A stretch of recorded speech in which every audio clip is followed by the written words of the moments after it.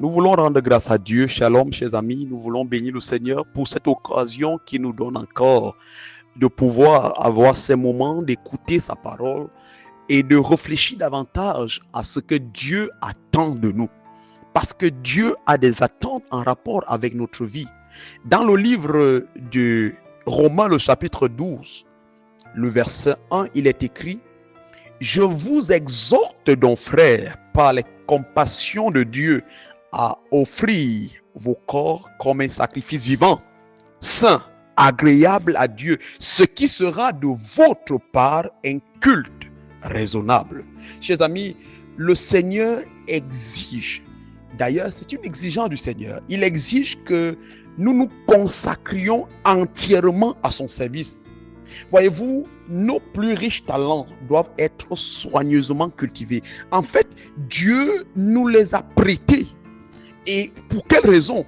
Pour que nous puissions les utiliser, non pour que nous puissions, n'est-ce pas, en abuser. Il faut donc les perfectionner par l'exercice. Il faut donc que nous puissions servir Dieu avec cela. C'est la raison pour laquelle la parole de Dieu nous demande d'offrir nos corps à Dieu comme un sacrifice vivant. De même, chers amis, en nous consacrant à Dieu, nous devons nous efforcer de nous rendre aussi parfaite que possible à l'offrande que nous lui présentons. Vous savez, Dieu n'agrée rien de moins que ce que nous pouvons lui présenter de meilleur. Ceux qui aiment Dieu de tout leur cœur, ils vont sans doute désirer offrir à Dieu le meilleur de leur force, le meilleur de leur vie. Et cela en mettant, voyez-vous, toutes les facultés de leur vie, toutes les facultés de leur être en harmonie avec les lois de Dieu, avec les principes de Dieu, avec les valeurs de Dieu. C'est très important. La consécration personnelle. Oui, chers amis, la consécration personnelle est nécessaire. Et on y parvient qu'en cultivant et en entretenant la sainteté du cœur.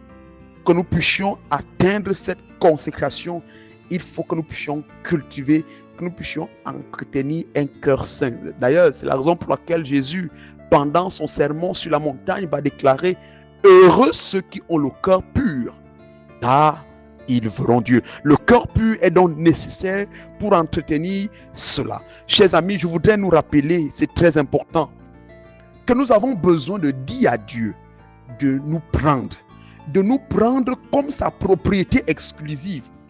Nous avons, voyez-vous, besoin que Dieu nous emploie à son service. Nous avons besoin de demeurer en Dieu, afin que nous soyons ce que Dieu veut que nous soyons. Vous savez, l'abandon total à Dieu.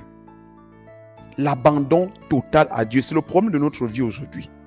Il faudrait que nous puissions, qu'il y ait plus de Dieu en nous et peu de nous. C'est très important, chers amis. Il est important que nous puissions donner notre cœur à Dieu. Parce que ce que Dieu en réalité recherche au-delà de toute chose, c'est que notre cœur lui soit donné.